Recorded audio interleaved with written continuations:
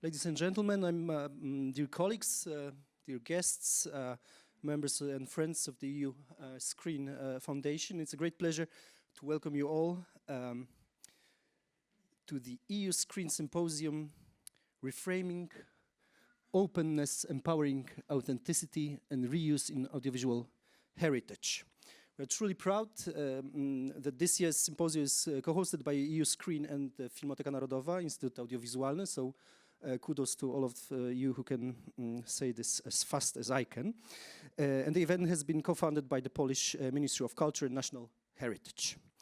71 years ago, our institution was founded, the Filmoteca Narodowa, the Polish Central National Film Archive. It was established as an institution that was built to collect and dismantle film collections. Of course, for most of its history, these were exclusively an analog film collections. And 26 years ago, the National Audiovisual Institute was created, which from the very beginning made use and benefit of digitization, digital distribution, and the rapidly developing World Wide Web. FINA, we are now, is a combination of these two entities that brings together both the analog and digital collections, competence, ambitions, and passion of both of the institution. Nina has a strong tradition of collaborating with the EUscreen from its very beginnings in 2013. It joined the EUscreen XL project and was actively involved in the Europeana Foundation. In 2015, here, Nina also hosted the Europeana conference. Now it's my great honor to welcome the chair of the EUscreen Foundation, Mr. Jonah Omen. So, give a warm hand. Head of Research and Heritage Services at the Netherlands Institute of Sound and Vision, and researcher at the User-Centric Data Science Group at the VU University in Amsterdam. Dear Johan, for the past years, we as an institution, well, it's been a time of reduced activity for us within the international and European networks of audiovisual archives. It is therefore both a pleasure and an honor for me to announce our renewed partnership with EUscreen, and let this symposium be a sign of that return. I would like to thank you and the foundation team for the trust, and we are delighted to host you and many representatives of the EUscreen community here today. I'm also proud to host you in Warsaw. It is April, or mix and match season. Well, you can get a good glimpse of what T.S. Eliot wrote about April being the cruelest month when it comes to the weather, but I hope that the weather won't disturb our conference. I'm very glad to host you, and welcome. And thank you so much, Tomasz. And it's really great that FINA is rejoining, let's say, the EUscreen Foundation once again. And you know, the fact we are sitting inside, so the weather doesn't really hit us, let's say. My name is Johan Omen. I'm the chair of the EUscreen Foundation. It's a real pleasure, also on my behalf, to open the annual EUscreen Foundation together with our co-host here at FINA. Thank you so much for hosting us and bringing us together in this wonderful setting. I've been here a number of times, and it's just really a fantastic place. I really like celebrating cinema. It's all in all its aspects. So thanks again. It's very inspiring. Also, on behalf of the rest of the EUscreen board, I would like to warmly welcome all of you from across the EUscreen network and beyond. I think there are people from 12 European countries in this room, so this speaks to the international scope of what we are discussing today and tomorrow. It's good to see so many people here who care deeply about the future of audiovisual heritage. And just to get a quick sense of who is in the room, I'm curious, who do you identify most with? Who considers themselves a researcher? Okay, yeah, look around you to see if you are to look at your fellow researchers. Who considers themselves an archivist? And note, you can be two things at the same time. Look at me holding up my hand. Rights experts. I'm definitely not a rights expert. Few of them, okay, yeah. Policy makers. We have some policy makers, okay, excellent. Creators. Some creators, oh wow, that's fantastic.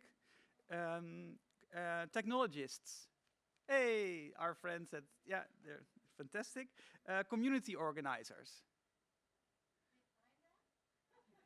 That's kind of, yeah, like you hold your hands like this. Who didn't raise the hand yet? Because that person might be in the wrong conference. Yeah, okay, okay, that's great. Whatever perspectives brings you here, I hope these next 2 days offer many opportunities to connect across roles, disciplines, and institutions. This year's symposium has a title that I think captured a very urgent and timely challenge, Reframing Openness, Empowering Authenticity and Reuse in Audiovisual Heritage. Because openness, as we will hear over the next 2 days, is no longer a simple idea. A few years ago, when we spoke about openness, we often meant access. How do we make collections viable, visible, searchable, available, and reusable? That remains very important, but it's something audiovisual archives continue to work on every day. Every time material is digitized, published online, or integrated into educational programs. But today, the question has become much more layered. What does openness mean in a world shaped by platform logic, by copyright complexity, by AI-generated content, or AI slop, by synthetic media, and by new expectations from users and communities? How do we open our collections in ways that remain responsible, trustworthy, and meaningful? How do we support reuse without losing context? And how do we protect authenticity without becoming defensive or closed? These are no longer abstract questions, they are practical questions for all of us in this room. They affect how we describe our collections, how we provide access, how we document provenance, how we work with rights, how we collaborate with communities, and how we prepare our institutions and our colleagues for what comes next.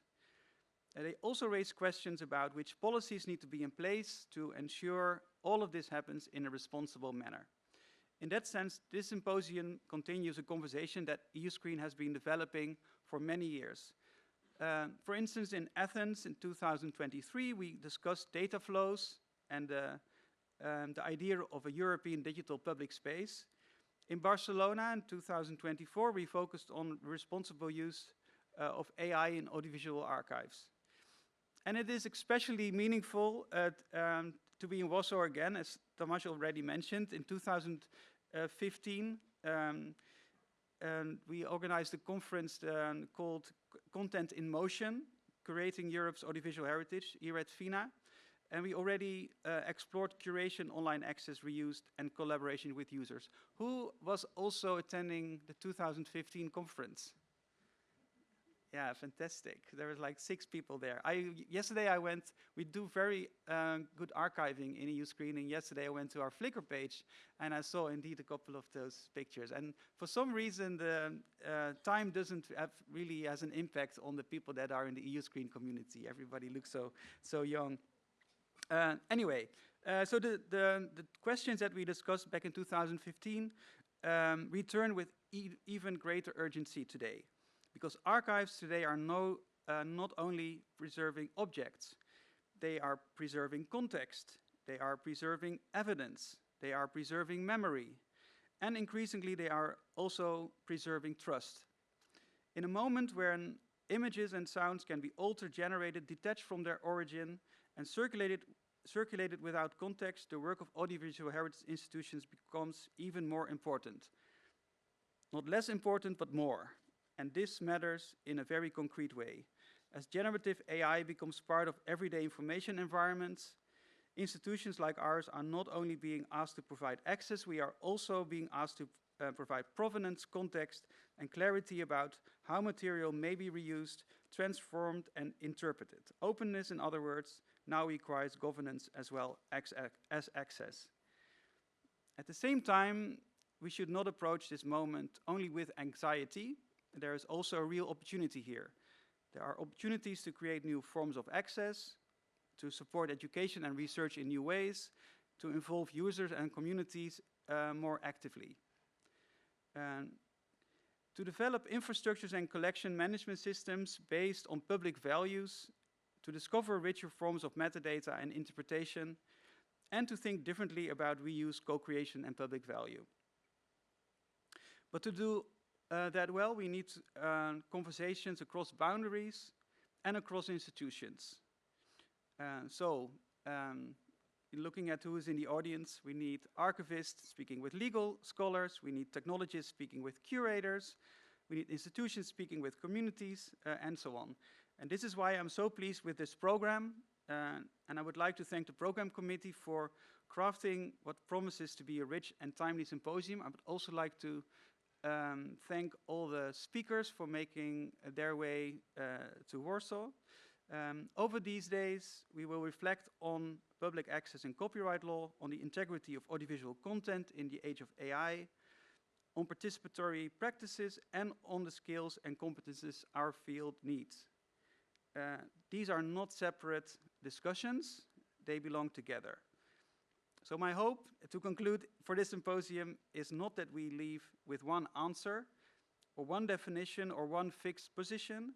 My hope is that we leave with sharper questions, stronger connections, and a clearer sense of shared responsibility. A responsibility to keep audiovisual heritage open, a responsibility to keep it trustworthy, and a responsibility to ensure it remains meaningful for the publics that we serve. And with this, I would like to hand it to Ella, because she will be introducing our first keynote speaker. And thanks again, and enjoy the next 2 days. Thank you. Thank you, Johan. It's also my great pleasure to welcome all of you, dear speakers who came from so many work professionals and many institutions. So thank you so much for coming here. But also there are two special people without whom this symposium would not happen. So first, Laura Schotte, you were coordinating everything so great, so please give her a round of applause. Thank you for helping us organizing it. And there is another very important person to our hearts, Maja Drabczyk, who also was with us through the process of making this symposium. And Maja also represents the memory of the institution, because she was a person I was asking all this, but what happened, when, where, and what was the connection. So thank you for leading this institution on the beginning of this journey through European and EUscreen, because thanks to this relation, we are here together. So also applause for you. Thank you so much. And as you notice, we speak in English, so please understand it's not our native language, but all this recorded session will be published with the Polish subtitles, both at Ninateka and YouTube channel of EUscreen. Also, maybe important to add that please ask all the questions to the mic, that it's recorded, and introduce yourself. Please keep track of time, especially speakers, but we, me and Ola will be making sure you keep your time, and please come back on after breaks shortly, so we don't have any delays. And now it's my very great honor and pleasure to introduce our keynote speaker. Alek Tarkowski is Director of Strategy at Open Future, a sociologist with over 20 years of experience in public interest advocacy and leading voice in the intersection of culture, society, and digital technologies, as well as board of member at Wikimedia Europe, founder of Centrum Cyfrowe, co-founder of Creative Commons Poland, among many, many other achievements which you can learn from our website. So I am very curious what you can tell us about this, let's call it interesting times, and welcome you're at FINA at our symposium.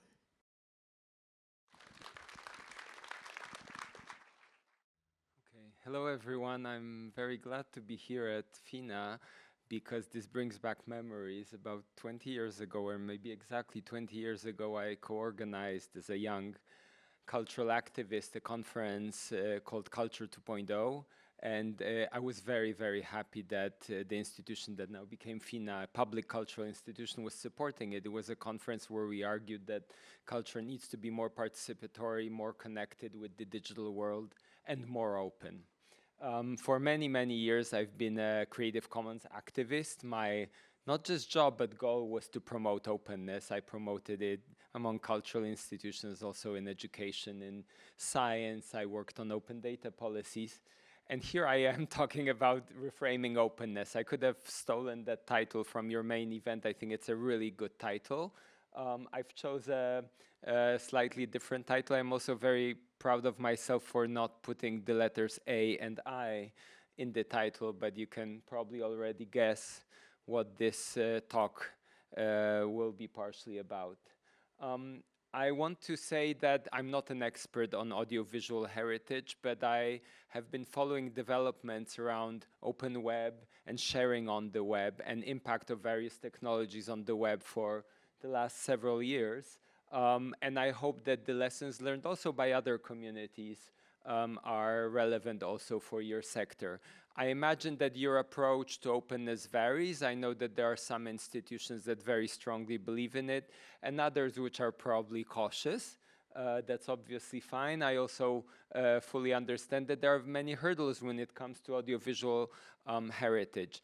Finally, and sharing it online. And finally, I want to say that I think a lot of the debate today about new technologies, in particular AI, focus mainly on written content because we talk a lot about language models. But as I will also show, obviously audiovisual resources are hugely important as well. So I will talk about loops. I think it's a different way of talking about digital ecosystems. That's the term I've been using for a long time, but was introduced to this idea of knowledge loops or cultural loops by my colleague and collaborator Ilario Valdelli, who's a Swiss Wikipedian. And I really like this idea because I think it allows us to be a bit more specific about understanding ecosystems. By the way, I don't know if you've seen this image. I see it everywhere in the last week. I must admit I got a bit obsessed with following the Artemis 2 mission. And this is obviously the flight path, which is a very nice loop. And it demonstrates very well something that's important about these loops, that these loops have sort of two sides and they are some kind of entities on two ends. And this is what I like about this idea of the loop, that if we think about the relationship between, let's say, cultural heritage sector and new technologies, typically we would talk about impact. There are technologies and they're impacting us and we need to deal with this impact, maybe hide from it or protect ourselves. But if we think there's a loop, that there's some entity on the other side, and this entity can be influenced, affected, worked with, negotiated, and so on. So I'll try to explain how I understand the new loop. But to start with, I want to give a super quick overview of the history of the web in 3 loops. So the first loop is very obvious. It's the initial internet, the so-called open web. And I don't think it's a secret that this web was very strongly shaped by commercial search engines.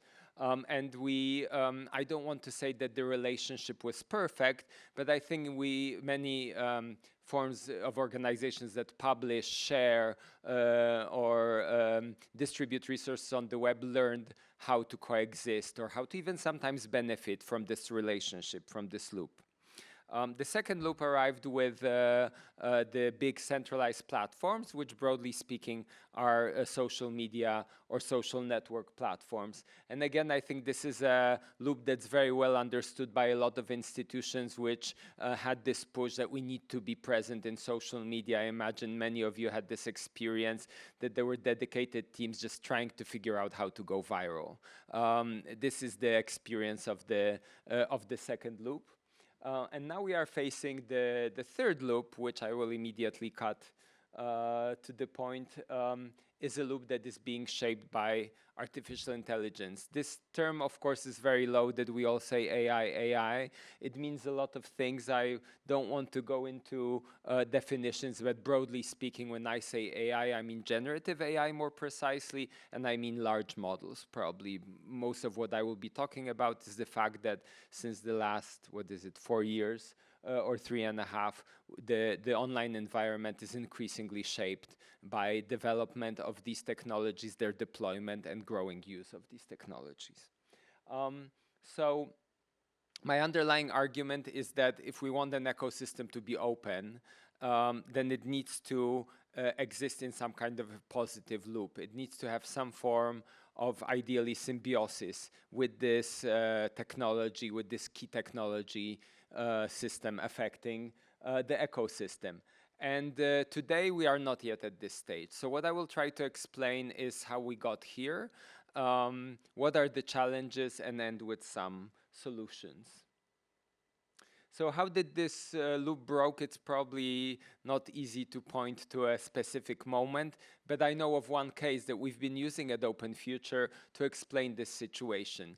Around 2000, by the way, Open Future is a think tank for the digital commons. We're a foundation based in the Netherlands, but working across Europe on various policies and strategies that support digital commons. And when we were founding the organization in 2020, we were really interested in a very specific case, which related to a data set with a quite abstract name. Y stands for Yahoo, F for Flickr, CC is Creative Commons, and 100M is 100 million photographs.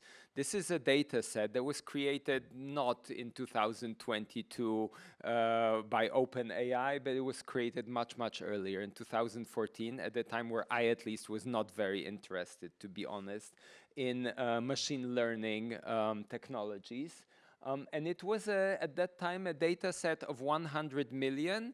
I counted it. I think it covered 1/4 of all photographs available, not just on Flickr, the web page, the portal from which these photographs were taken, but overall. It was a huge chunk of visual commons that was packaged as a data set. More precisely, it was a data set of not just photos, but of photos of people and their faces. And why was it built? Because researchers needed data to build face recognition technologies. This story started getting attention several years later. It took a while, around 2018.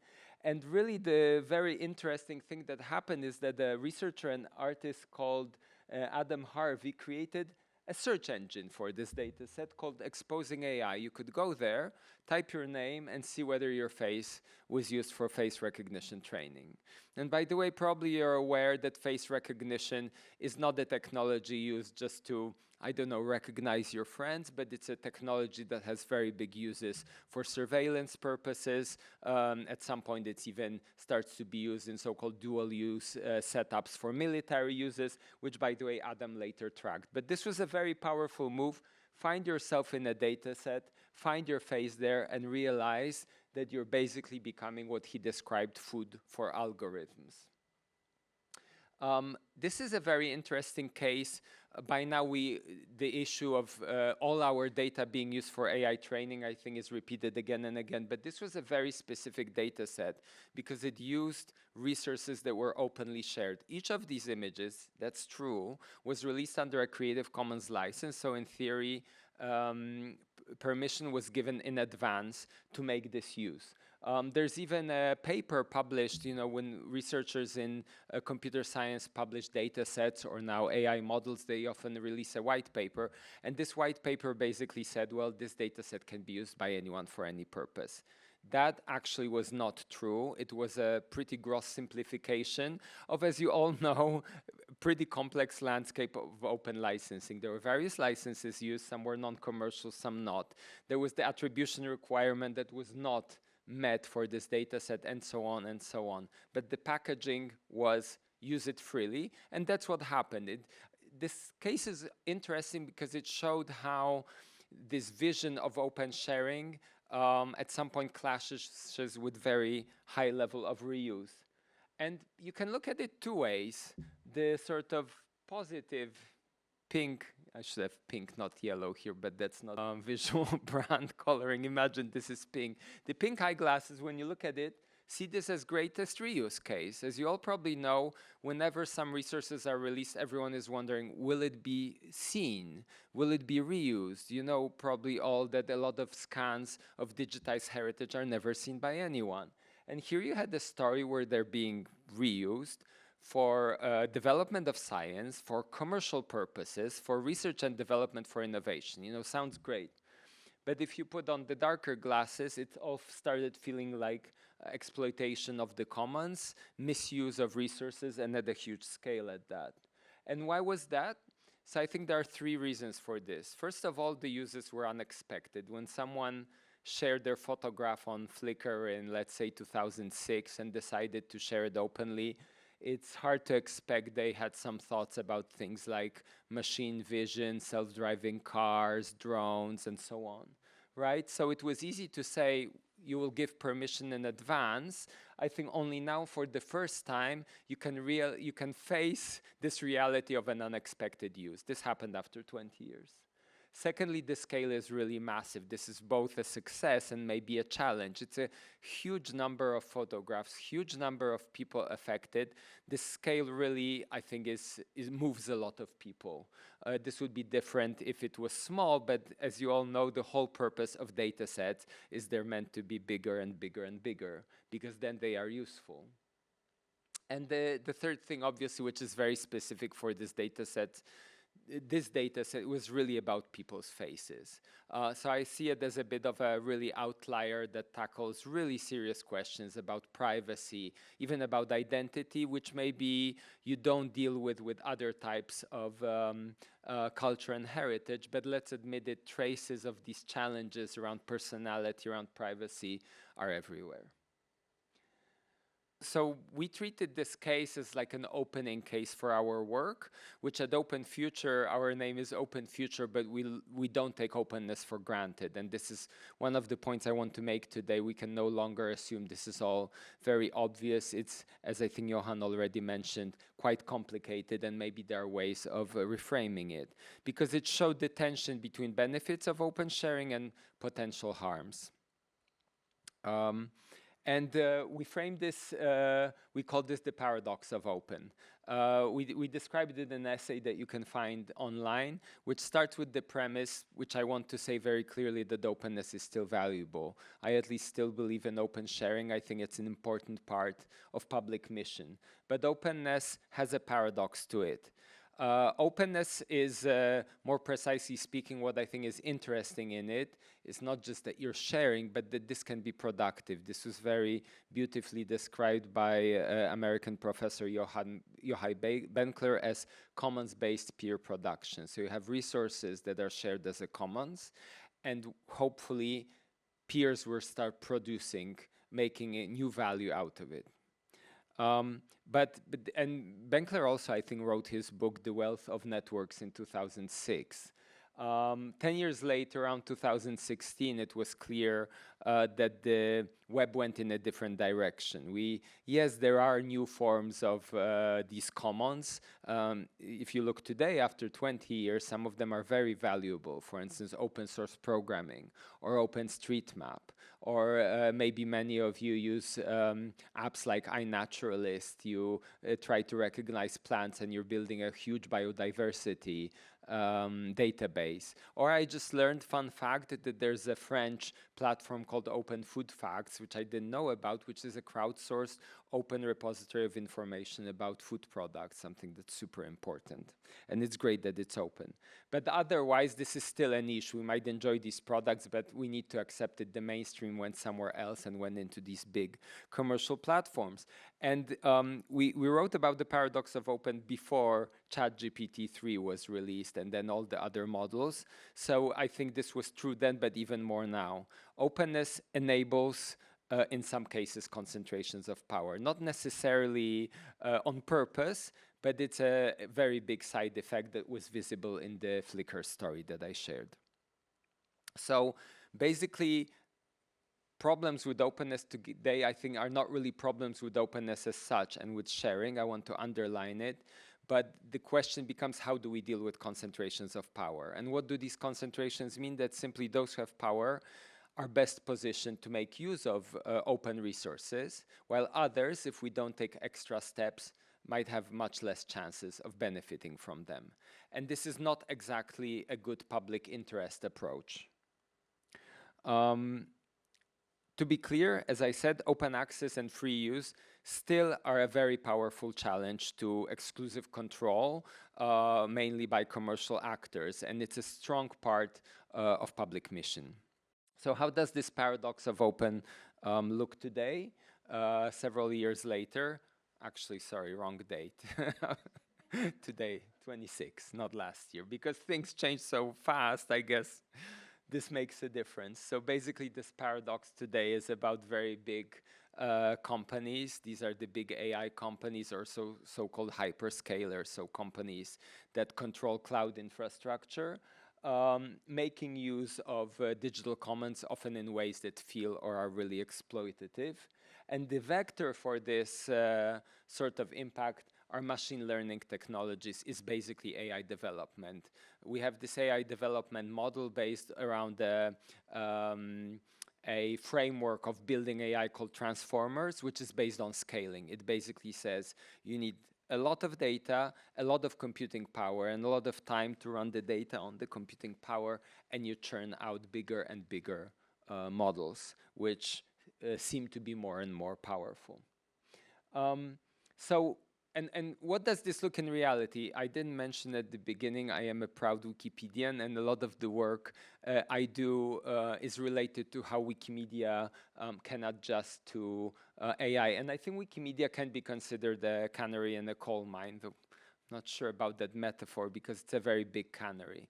As you know, it's a huge global platform which is still doing well, especially some although there are shifts in traffic happening. It's also very interesting because it's open in many, many ways, and one of the ways it's open is that it shares its traffic data. So you can all have a look, what's the situation? And the situation is maybe not yet dire, but challenging, and Wikipedia admits it. There are very interesting blog posts, a series of them published since last year, basically documenting two things. Huge rise in automated traffic in various kinds of bots and crawlers that are really not only becoming a large part of the traffic, but also simply using up a lot of resources. And the other part of the story is there is a decreasing number of human users. Just to be clear, the drop in human users is not something that happened just last year. The trends are longer, and like with many things in real life, don't have all to do with one cause like AI, but it's pretty clear, and Wikimedia documents it, that there is a shift due to AI tools. The assumption is that this new loop is a loop where increasingly, you know this story, users on the internet don't go to search engines with which Wikipedia has a kind of symbiotic relationship, but go to AI tools, chatbots, maybe increasingly now some forms of agents. And what does it cause? The positive loop that existed for Wikipedia, and the same story can be told for various publishers, online collections, various types of commons, is that you share your resources, search engines index them, benefit from that indexing, but then bring back traffic, and with it various things. If you're doing commercial, if you're a commercial entity, you might get ad revenue, you might be able to get more people to subscribe to your commercial offer, but for public interest, you at least get attention of people and some value like use of your resources. And this equation seems to be currently breaking. So one way of looking at it, this is a quote from Wikipedia, is to say our content is still free, we still believe in open content, but the infrastructure is not. And I think this is a very good framing of the challenge and points to the solutions. Again, Wikimedia, I think, is doing very interesting work in figuring out how you can still be open under the new conditions, and basically the place where they look for solutions is their infrastructure. I want to point out to some other aspects of this break in the old loop and emergence of some new loop. To be clear, the shape of this new loop is not yet clear, and even less clear are the rules under which it operates. This was a very important study called Consent in Crisis, the rapid decline of the AI data commons. I assume some of you might have seen it. I think it made the rounds. It basically showed that among really key domains that are useful for AI training, for example, media, newspaper sites, a lot of them are blocking access. This blocking of access mainly means changing rules to the robots.txt file, which is sort of a text file you put on a server where you define rules for crawlers. It's based on a community norm. There's no enforcement of this setup, but it's a very strong norm that felt like one of the achievements of the open web, that in a grassroots fashion, not top-down hierarchical regulation, there is a norm that bots respect. So two things started happening. First, researchers found out that the causality is not clear, but probably in reaction to what's happening on the web, many sites no longer want to be crawled. So this data commons is being closed.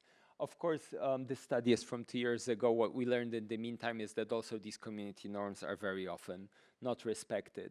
But this shows that there's some changing mood around sharing, most easily grasped by seeing changes to the robots.txt file. But there are also other developments. For instance, Cloudflare is a company that basically protects websites from various forms of online attacks, but it gives them a position to also develop technologies to control crawling. And they're now building something like a marketplace. They tell you that they can block. First they said, well, we can block crawlers for you, but now they're saying we'll actually make crawlers pay and redistribute the money. It's a very precarious position where Cloudflare could become a new monopolist. Another thing, this is maybe broader context, but I have a sense that while there is something some developers called AI summer to describe, this amazing rush of technological development, in terms of open policies, we're seeing a bit of a winter or maybe at least autumn. There was a time when in Europe you could learn about many new open policies. I think this has stalled. The one country I know where I think there's very interesting work done under the theme of digital commons, Commune Numérique, is France. They have a very interesting national strategy. There are geopolitical challenges to openness. In the United States, open data sets are being removed from the web. But also, for instance, in the UK Biobank, which is an amazing open resource for biological research, started blocking access because they argue that China is not reciprocating. The Chinese biobanks are not openly sharing. And in the current geopolitical climate, where increasingly we talk about, competition between these geopolitical blocks, it's not a good idea to share. At the same time, interestingly enough, in the field of AI development itself, openness is doing great. There's a lot of open source development, a lot of open source models shared. You probably heard about DeepSeek. Chinese models are very strong and a lot of them are open source, but also in Europe, in most countries, probably where you live, there is some effort either to build models or these models have already been built. In Poland, there are actually two, Bielik and Plum, which is quite interesting. What's the risk of all this? I think of it as dark commons or ghost commons. Maybe you know the story of dark or ghost kitchens. This was this marvel of management in the restaurant sector around the pandemic, that you can close a restaurant, no longer have clients, but just run a kitchen, a dark kitchen. It can even have no windows. It doesn't need to be pretty, that sells food through delivery services. It's not a very optimistic vision. It's a vision where the service still gets delivered, where in the case of the commons, resources are still useful for AI development, but otherwise they are sort of invisible. So what are the solutions? The solutions are not completely clear. I think we're still in a phase of experimenting with what it means to adjust to this new situation, but I can tell you some interesting examples that we've been following. in general, I think there is a shift, and at least at Open Future, we often shift, even our language shifts. So we often talk not about open web, but about digital public space. I know it's a theme you've been exploring in the consortium. And also, it's not enough to talk just about open licensing, but we often use the term commons to describe something more than just this activity of releasing openly. What is, I think, most interesting is to consider whether we don't need something like two speeds or two path strategy that distinguishes between a human commons and between machine use and human uses of the commons and machine uses. I think this is really the big question to ask ourselves, and there is no clear answer, but the question is, do you want to treat these machine uses, it's I know a broad category, but it's still quite distinct from human uses. And just to be clear, I don't think this is a conversation where human commons means we will not touch machine learning technologies, we will not use AI, although there is a very interesting precedent coming again from Wikimedia. The English language Wikipedia community of editors recently introduced something that's basically described as an AI ban. It says that, say, for a really small, narrow category of uses related to editing text for mistakes and translation, you are not allowed to publish anything, so to speak, touched by AI. Even if you reviewed it, even if half of it is written by you, if you generated text by AI, the policy goes, you should not put it on Wikipedia. It's a very interesting case of actually a very strong stance, because the argument goes, Wikipedia is meant to be a commons created by humans for humans. But I think another way of looking at it is that you want to introduce these technologies, but always to augment human work, to support human work. And of course, for this machine commons, the big question is, are the rules the same or different? Some rules, it's pretty clear, should be the same. So for instance, the big debates around provenance or attribution basically argue if we agreed that humans need to attribute works, we would like machines to do the same, and it's a big problem that it's currently seems not technically feasible. But other norms might be different. So again, I keep repeating this because I think it's important, this whole talk of reframing openness. I wouldn't want it to lead to a new closure. I don't think this is a good response to the challenges to close up, and I believe open licensing is still a key infrastructure for the commons that needs to be maintained. There were, by the way, attempts to deal with all these challenges at the level of licenses. There were some experiments. There was, for example, a license called Responsible AI License that basically said it's an open license, but then there are so-called behavioral use modification clauses, which say you cannot, yes, it's open, but not for certain uses. For example, related to the military or for health research because it's a sensitive area. The major problem with any of these experiments is that any attempt to narrow down openness is very hard to enforce. So basically, it's very hard to check how someone is using your open data set. And if you find out they're abusing it, to stop them from doing that. That's a very practical problem. So I think what's interesting today is that we're looking beyond licensing. And what this means is that the decision is no longer whether you put a license on a piece of content or not, but there's a broader category of different mechanisms, which we in general describe as commons-based. So these are more complex forms of governance of shared resources. I know this sounds quite abstract, so I will list 3 of these possible mechanisms. The general rule, slightly modified, is that you should be as open as possible but as closed as necessary. And when is it necessary to close? For example, to protect human rights, that's I think obvious and was obvious before even the whole challenge with AI happened. But for instance, also to protect the commons. I think this is a much newer argument that the commons itself, this collectively managed resource, needs to be protected. What could this look like?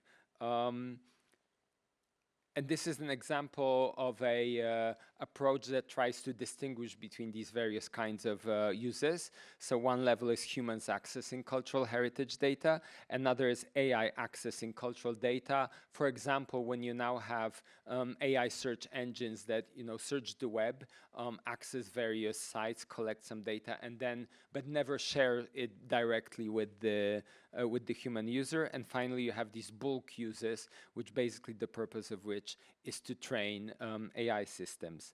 My colleague Paul Keller wrote an impulse paper for Europeana, which I think will be interesting for many of you, called Publishing Cultural Heritage in the Age of AI, where he proposes that maybe we need to, if we take into account the specificity of these three approaches, which he calls individual programmatic, which means machine uses, and bulk, that then you can look for a scale which for individual users still the best approach is full openness. But then for the two other users, you can introduce two things. First of all, control, by which he mainly means that you control who has access. These are often very simple mechanisms. For instance, Hugging Face, a big industry service that stores, among other things, data sets, simply has this mechanism called gated data set where you need to provide an email. Nothing more. There's no access control. You will get access, but your email and sometimes some more information, for instance, purpose for which you declare you will use the data set, is shared with the data set owner. So it's a very simple sort of gating mechanism, but it provides some overview, for example, of the uses being made. And then conditional use is much more restrictive, and I think this is for many controversial. It basically says that under certain conditions you might not be allowed to use, which goes back to this idea, for example, of limiting certain kinds of uses, or maybe conditionality requires you to do something. For instance, share back or make some kind of a payment. So this is one category of approaches, which, by the way, are often technical approaches. The other category, I think it's a general category, but very interesting, is mechanisms that aim to ensure sustainability. And this is different from controlling access. And this, I think, is very interesting because often I think the assumption was that open sharing is sustainable on itself. And I think this was sort of an axiom around 2006, where basically free culture, no one asked, how is it funded? We were at this time when we were doing the conference Culture 2.0, where basically this was amateurs on the web. It just happened. There was human energy and content was created. I think we now are asking a lot more questions about sustainability. And again, Wikimedia did something that I like to describe as, I think, the biggest innovation in open sharing. They introduced a project called Wikimedia Enterprise, which basically is an API. It's a very good API for accessing Wikipedia content, optimized for big, large-scale real-time uses needed by companies like Google or Microsoft or all the AI companies. And this mechanism is a paid mechanism, but it's a voluntary paid mechanism. So basically something that could be described as a freemium model. You can imagine there are all sorts of challenges related to convincing big companies to make basically a non-obligatory payment. Wikimedia has been relatively successful. It collected, the data is available, I think 8 million last year, which constitutes around 5% of the organization's budget. It's an open question. Is 8 million a lot? Quite a bit. Is it a lot looking at the budgets of these companies? Not really. Maybe the amount should be 10 times bigger, maybe 100. These are all, I think, varied questions. But the experiment is, I think, very important. And this issue of sustainability, I again want to point you to one of our publications called Beyond AI and Copyright, is further explored how this is a key issue today to ensure that information ecosystems are sustainable. And the last point I want to make, coming back to infrastructures, that these infrastructures that are today important should also be AI infrastructures. And I think this might be the most controversial of our ideas. But basically, it starts with an assumption that we should not be having these far-fetched conversations whether AI technologies will be sentient. We should think of AI as a normal technology, but it doesn't mean that it's not very important. There is this idea of social-cultural technologies or general-purpose technologies, which are technologies that are foundational at a given moment in time. Think print, think radio, television, think the internet and the personal computer. And the AI could be this kind of technology and still be groundbreaking. If it plays such a huge role, if it will become a new cultural medium, if it really will represent culture, then we believe that there's a need to create public alternatives for AI. And there is a concept today called public AI, which explores these initiatives and argues that basically we need to think of ways of building AI that works in the public interest. This does not necessarily mean that it's publicly owned, but it should be at least publicly controlled. So this is an idea, and I know it can be hard to imagine how you move from a audiovisual heritage archive and an institution running it to being an AI developer. That's not really the point, but the point is to look for ways to be active in this space, and basically it means collaboration. And I think there are some prior examples. When ChatGPT was released in autumn, I always get confused whether it was 22 or 23. It was 22, right? Somehow feels it was not that many years.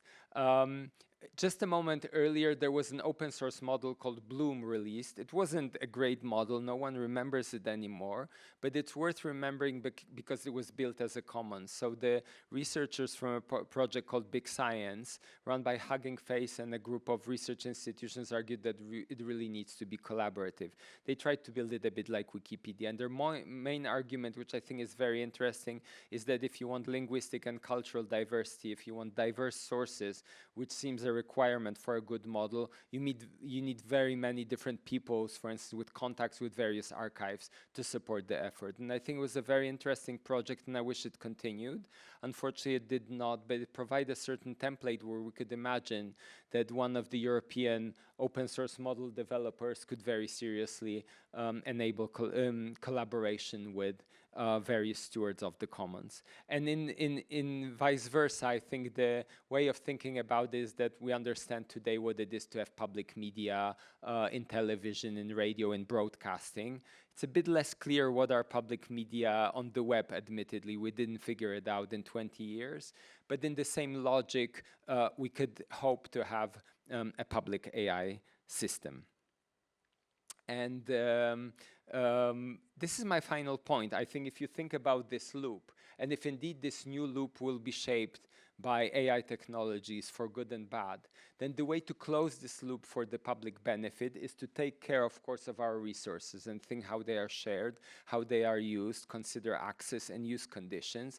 But ultimately, it also needs to be about building sustainable infrastructures, not just for the resources, but also for this key cultural technology.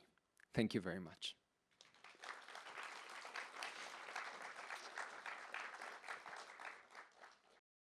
Zapraszamy do zadawania pytań. You can ask a question in English or in Polish, but please use the mic.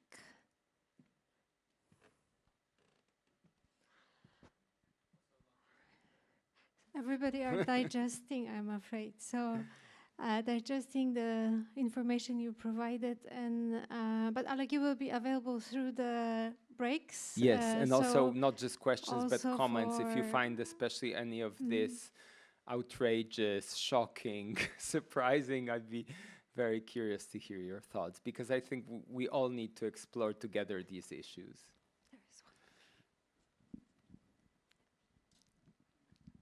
Thank you so much, Alec. So you talked about the role that that heritage organizations could play. Can you also talk a little bit about how heritage organizations can engage with, let's say, governments? And you know, because in many cases we are funded by governments, and how we can sort of make concrete suggestions how to build public AI with heritage at the core. I think this requires a bit of a shift that indeed governments are well positioned to do, because today development of AI alternatives is mainly seen as research work. If you look who in Europe is building these things, it's research institutions. In Poland, it's a consortium of various universities and research centers. In Germany, it's Fraunhofer Institute. The mix varies, but typically this work is considered to be research work. So the final outcome is not seen as a technology that can be productive. It's usually meant to be, interesting research output, and you can write a good paper and present it at one of the big AI conferences. So there's a need to shift of logic here, which basically I think requires policies that say we actually would like to test, to see that these technologies can be useful. And by the way, I didn't have time to talk about it, but one thing that's very important, what means useful? The simplest answer, it needs to be useful for humans and communities. It needs to answer our needs. And I think, again, this is a huge role that various public institutions, including cultural institutions, can play, because you've been ahead of the curve of thinking of what your users need. And I know this work is done by your consortium and many other European cultural institution consortia, and this is key because the AI researchers are not asking this. They just want to produce basically more shiny gadgets and models with a bigger number of parameters, bigger size, and so on. Adding this sort of human perspective is key. I think it might be done by policy, but I actually would argue that you can lead maybe, and the projects don't need to be huge. There are ideas around so-called small AI, where maybe the tools are more specialized, but suited for some specific need. Thanks for this very rich presentation. I was wondering whether there are any ideas on how to prevent tech companies from abusing open data. Like, what are the tools? Can we do anything? Except for like building an alternative, but like for right now. Right now, to be very honest, the solutions are not clear. Even to this most basic problem, which is like an infrastructural problem, right? This like strain on web infrastructure from crawlers. Well, the only solutions are very technical, and this is basically sort of being protected by a company like Cloudflare. That works, but immediately, of course, that breaks the logic of sharing. And I think the whole trick is that there's no simple technical solution. There are attempts to build some new norms, but they're happening very slowly. Halek, you talk about digital public spaces also briefly. Do you think there is, I mean, we are arriving also there a bit too late as Europe, or there is a chance to do something? Because, I mean, the only concrete activity there is this, it seems to me, this AI factory initiative at European level. Do you believe that is too little too late, or do you think there is some hope in being able as a continent to not to become an AI continent like our politicians are trying to sell, but at least create the foundation for a shared digital public space in Europe, an open one, public one? I am hopeful by nature, and I think we as an organization aim to have a hopeful collective spirit. So I would say, let's see. Indeed, Europe likes to talk big. There's this now narrative, we'll be an AI continent. That's the name of the official strategy. But it's hard a bit to prove how we are one. Admittedly, I always also think maybe there is value not being at the forefront. Maybe there is some advantage.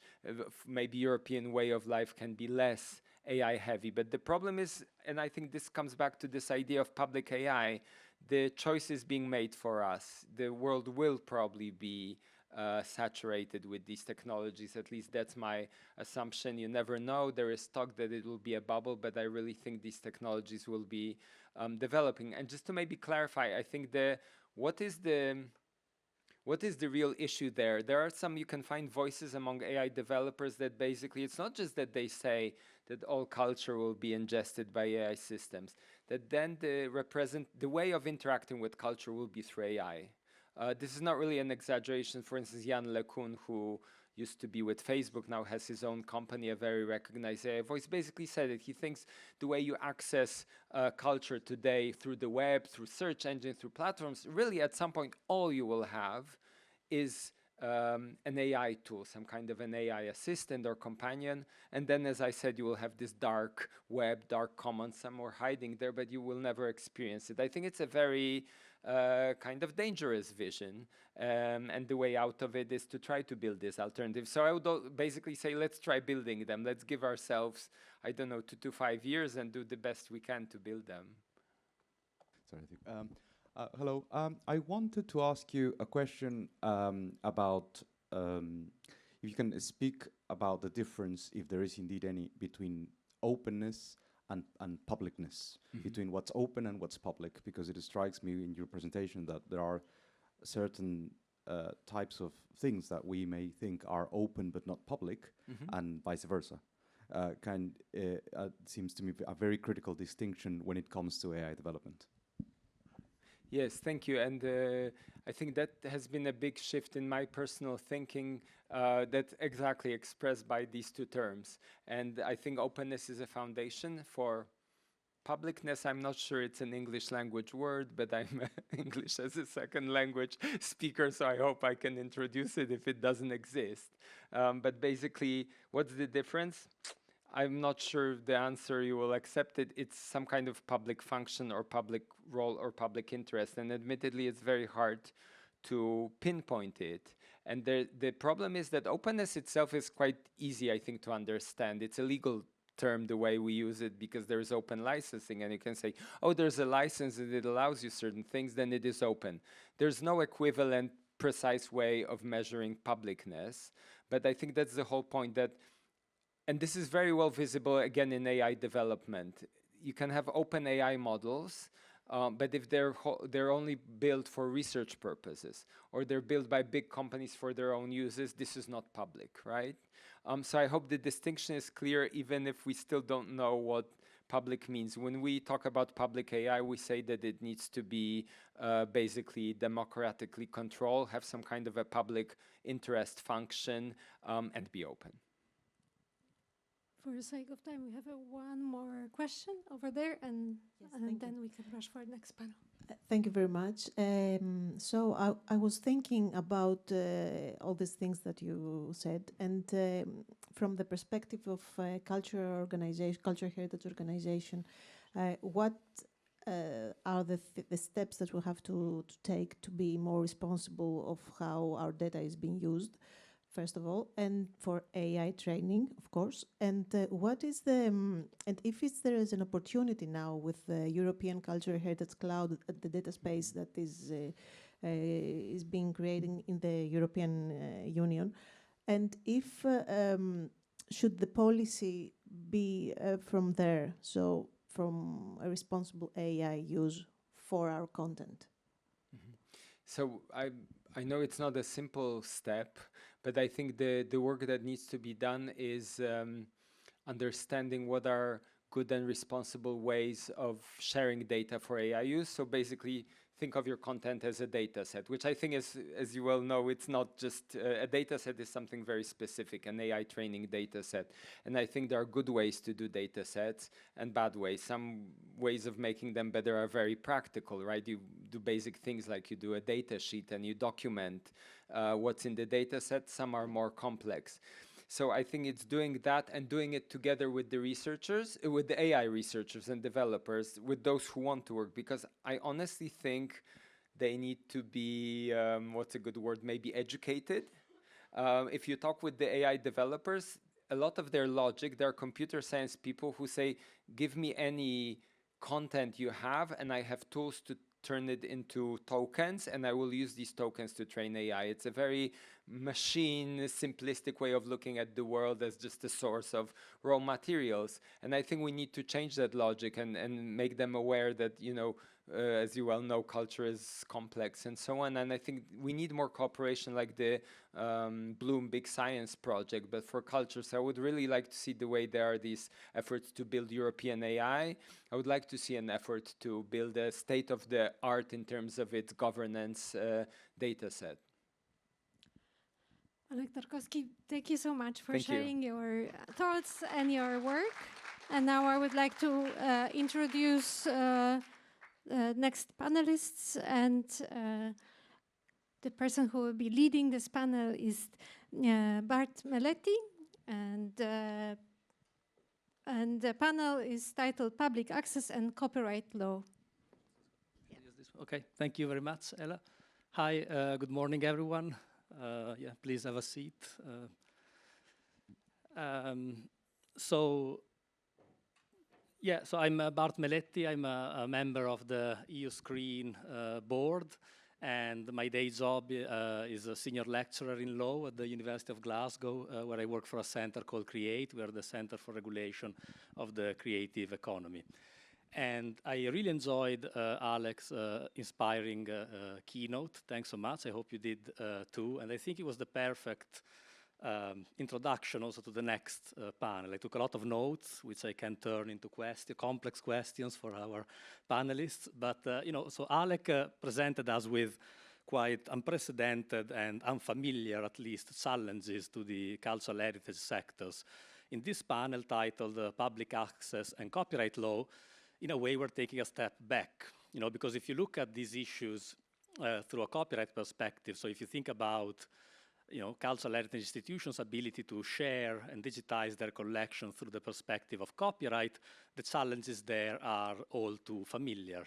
They are the same challenges that we've been facing for decades now, and those basically are dictated by the fact that if you want to copy materials that are protected by copyright, in principle, you need permission to do that. And as the archivists in the room know very well, most collections, types of works are protected by copyright and for a long time. And as you also will know, rights clearance is not always a viable route. Getting permission, identifying copyright owners, and getting permission is usually a very costly process. So how that translates in practice is that most of the cultural heritage collections available out there openly for reuse tend to be very old materials where copyright protection has already expired. But actually, as we will discuss in this panel discussion, EU copyright law offers opportunities to digitize and make available protected works as well. And that's what we'll be focusing on now. So instead of focusing on what copyright, or what you can't do on copyright restrictions, we will focus on what you can do, on the opportunities that the law offers to audiovisual archives and other cultural heritage institutions. And to address this important topic, it's hard to think of a better lineup of speakers who will bring specialist expertise and experience from 3 different EU member states, so different traditions, different jurisdictions. And so we'll start our journey locally with Professor Ksenia Kakareko from the University of Warsaw, who specializes in media law, copyright law, and the legal aspects of digital technologies. Then we'll move from Poland to the Netherlands with Professor Stef van Gompel, Professor of Intellectual Property at Vrije Universiteit Amsterdam.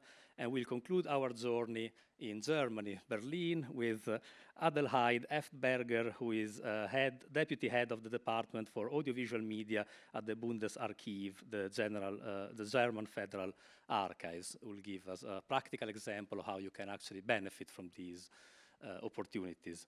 I gave each speaker 10 minutes for their presentations so that we'll have time for a discussion afterwards, and also there will be time for questions from the audience. So Ksenia, the floor is yours. Thank you.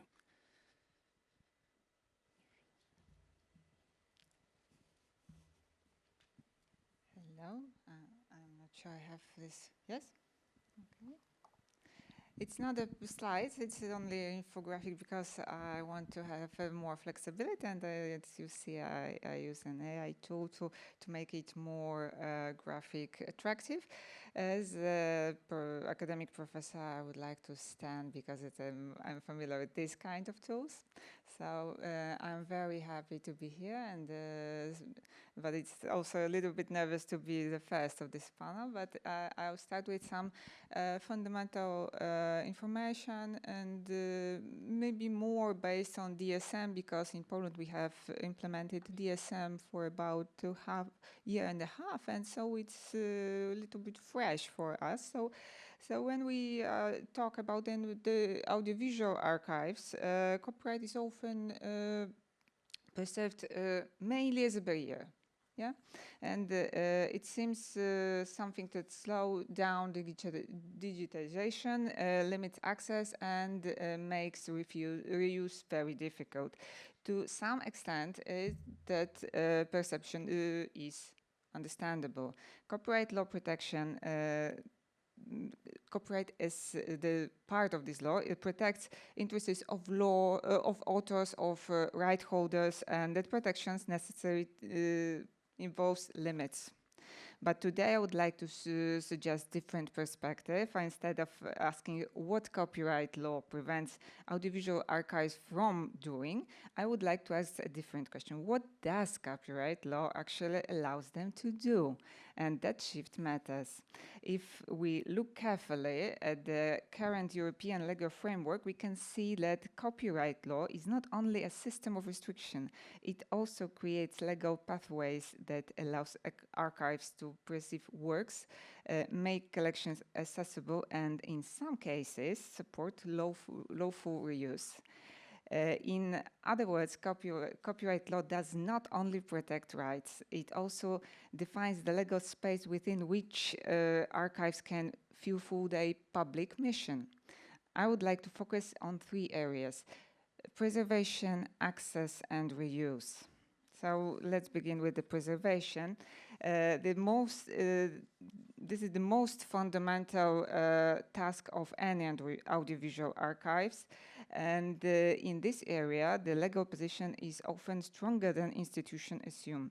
European law expressly recognizes the need for cultural heritage institutions to preserve the works in the collections. Under Article 6 of the DSM, member states must provide an exception allowing cultural heritage institutions to make copies of works that are permanently in their collections for the purposes of preservation. This is very important provision. It means the preservation is not a legal gray area. It's not an improvised practice carried out of institution risk. It is a recognized and legitimate activity grounded in law. In practice, this matters because preservation today very often means digitization. Audiovisual materials are fragile, film deteriorates, magnetic carriers become obsolete, playback equipment disappears. If archives are to preserve works for the future, copying is often not optional, it's essential. And the law recognizes that reality. So where preservation is concerned, copyright law is not an enemy of archival practice. On the contrary, it supports the core function of archives. At the same time, we should be precise. The preservation exception does not mean unlimited freedom to use the work in every possible way. It authorizes copying for preservation purposes. There is a specific legal basis linked to a specific institutional function. But within that function, it is a strong and valuable basis. The second issue is access. This is more complex and in practice often more difficult. Many audiovisual archives hold large collections of works that are still protected by copyright, but are no longer commercially available. These works are legally protected but absent from the market. They are not being sold, licensed, streamed, or otherwise commercially exploited. Yet they cannot simply be treated as free to use. There is where the framework for out-of-commerce works become especially important. Under Articles 8 to 11 of DSM, European law provides mechanisms that allow cultural heritage institutions under certain conditions to make out-of-commerce works available. The model is based primarily on collective licensing for extended effect, where such licensing mechanisms are not available. The directive also provides a subsidiary exception in certain circumstances. Unfortunately, in Poland, we have no good practices in this licensing, but I think the German practice will teach us something. The framework is important because it reflects a realistic understanding of situation faced by archives. The law recognizes that if work are not longer commercially available, there is a legitimate public interest in making them visible again for research, education, cultural participation, and creative engagement with heritage. Of course, this does not mean that every institution can simply make everything available online.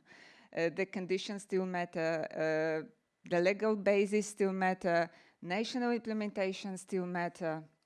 But the underlying message is clear. European copyright law is trying to create lawful channel to access, especially where the market no longer functions as a meaningful mechanism of circulation.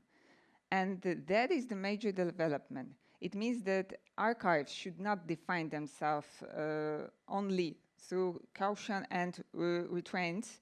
They should be able to think in terms of lawful possibility. And at this point, I would like to stress an important distinction because in practice it's often blurred. Cultural heritage institutions should be able to distinguish clearly between what is required and restricted by law and what is actually a matter of internal policy and institutional choice. Very often, limitations attributed to copyright law do not stem directly from legal obligations. They result from internal decisions. For example, risk-averse practices, restrictive terms of use, or institutional habits that have developed over time. This distinction is crucial. Copyright law sets a legal boundaries. It defines what is permitted, what requires authorization, what is not allowed, but within the boundaries, there is often significant room for institutional decision-making. How accessible collections should be, under which conditions materials are made available, and how users are guided in their use for those materials. These are not always questions answered by law. To a considerable extent, they are questions of policy. In my view, one of key challenges for the visual archives today is therefore not only to understand the law, but also to recognize where the law ends and where institutional responsibility begins. The third area is reuse, and here precision is essential because access and reuse is not the same thing. An archive may have a legal basis to preserve work. In some solutions, it may have also a legal basis to make that work available. But that does not automatically mean that every user is free to reuse that work in any way they wish. This distinction is especially important in communication with users. If a work is in the public domain, the reuse as a rule is free from copyright constants. If copyright protection has expired, no license is needed.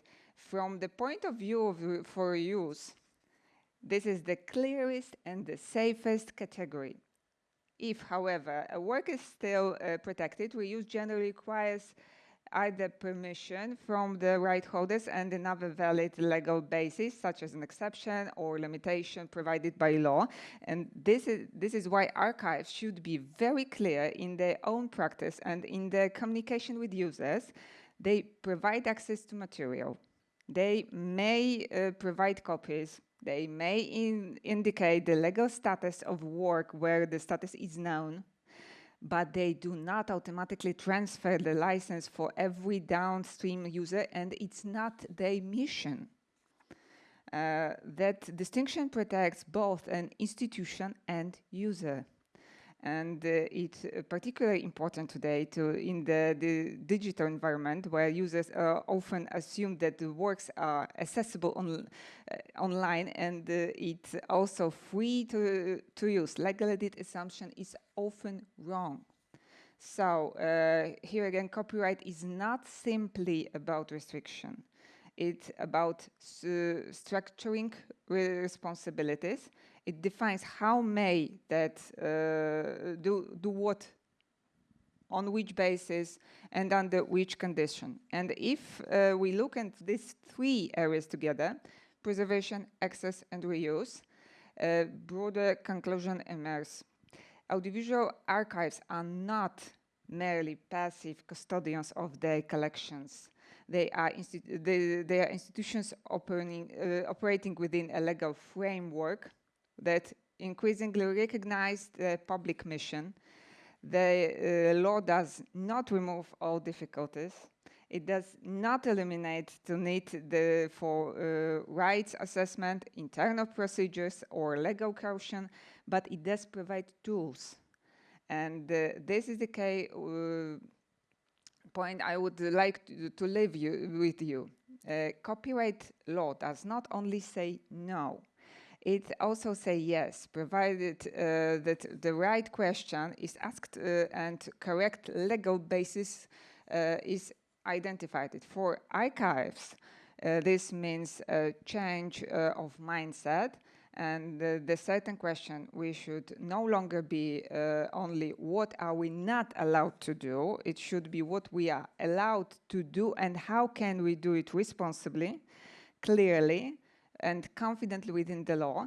And that, in my way, the most constructive way to think about copyright in the context, because the future of audiovisual heritage depends not only on technology, funding, or digitization, or strategies. It also depends on whether institutions are prepared to use the legal tools that already exist. Thank you very much. Great, thanks so much, Ksenia. Yeah, we'll take questions at the end of the three presentations. Stef, if you want to go next.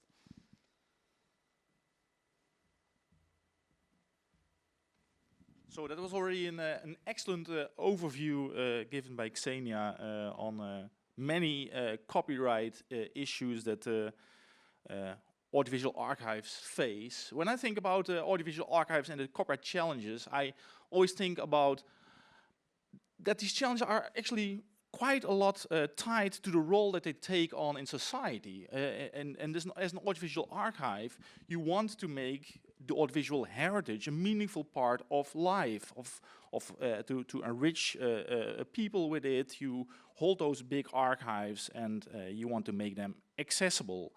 That's easier said than done. I think the role of archives has changed dramatically over the last 30 years. Just before the digitization, before the digital age, most archives were rather passive in giving access.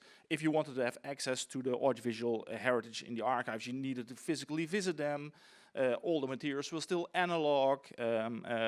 So that had some saying about what accessibility you want to provide as an archive. With digitization,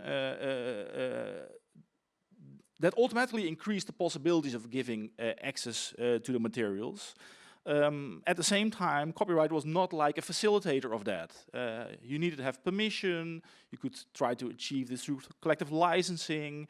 Nowadays, as Ksenia has explained, sorry. But so anyway, so if you want in the age of digitization, if you want to provide access,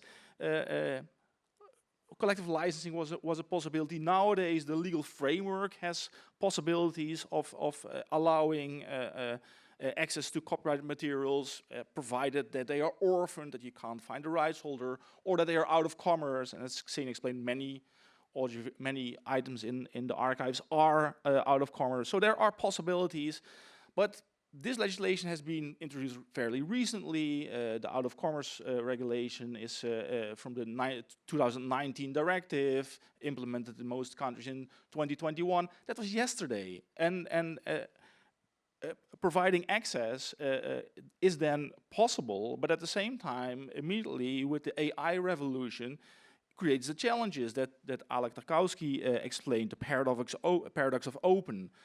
you can share, but actually, do you want to share? Do you want to provide full open access to your archives? Probably not. You want to know what people will do with the materials that you provide. So, in a way, audiovisual archives are the custodians of the materials. They can become accessible hubs, but you want to do that in a meaningful and responsible way.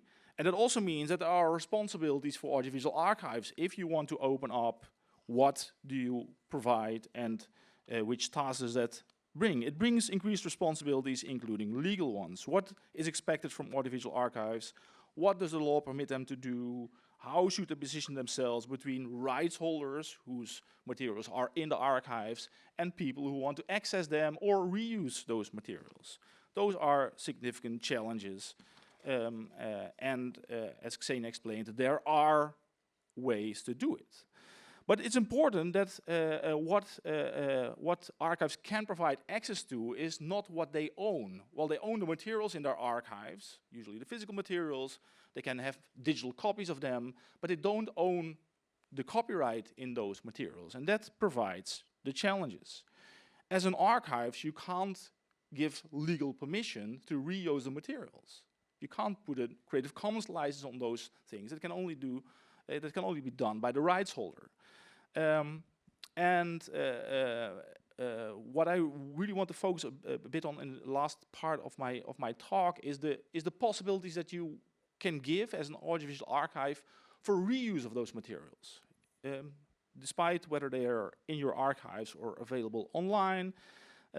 If someone comes to your archives and say, okay, I want to make use of the materials in the archives, for example, for a documentary film or another project that they want to engage in, can you actually give access to those materials? And I know that many archives are struggling with this. So I'm from the Netherlands, so I have quite some connections with the Netherlands Institute for Sound and Vision. Interestingly, the Institute of Sound and Vision, maybe people of you know it, about 3 years ago, reopened their museum. And they make, within the premises of their museum, make lots of audiovisual materials available in several immersive experiences. It's very interesting. If you visit the Netherlands, probably, well, you're all archivists, so you will certainly then also come to Hilversum to visit the Institute. You can see them. And when they were developing this museum, I had lots of talks with the legal department, discussing what they can actually do. And one of the key persons at the Institute said, I want to make lots of materials in our immersive experiences available under the quotation right. We don't want to license, we don't want to clear the rights. There are too many risks to do it. You can get the license for 1 year, but you want to have your installations for at least the coming 10 years. And she said, in many cases, we can actually rely on the quotation right because we make available short parts of movies within a certain setting. We actually engage with the materials through these immersive experiences, and we rely on the quotation right. And I think that they fairly did so, and I think that what they did was really a correct way of approaching the law and taking the liberties that copyright law provides within their own premises. But when we discussed things further, and I did this project with Bart on audiovisual reuse, where we talked a lot with documentary filmmakers who sometimes say, if we approach an audiovisual archive, we want to have access to high-quality versions of things that we found online.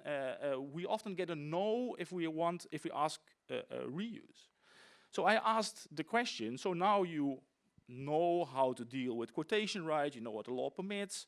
Will you also grant access to the materials in your archives to the documentary filmmakers that want to access those materials and also reuse it under the quotation right? And they said, actually, no, we don't. Our policy doesn't allow it. We hold the materials for the broadcasting organizations, for private collections that we own, whatever.